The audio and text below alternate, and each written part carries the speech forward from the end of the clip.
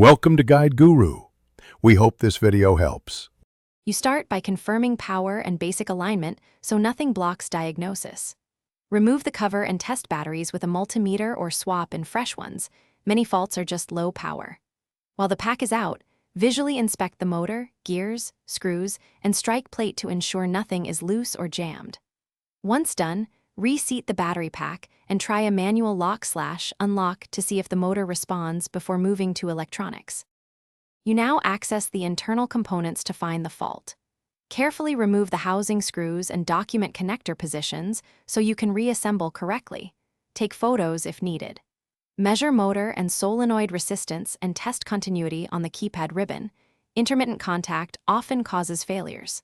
If the unit supports diagnostic LEDs or error codes, read them and perform the recommended reset sequence.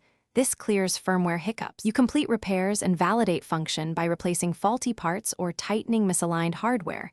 Use manufacturer parts for fit. Reassemble the lock, align the strike plate so the latch moves freely, then run 5 to 10 lock/unlock cycles to confirm consistency.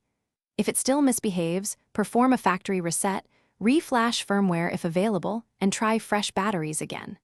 Troubleshooting tip: if behavior is intermittent, isolate power versus mechanical failure by powering the unit with a bench.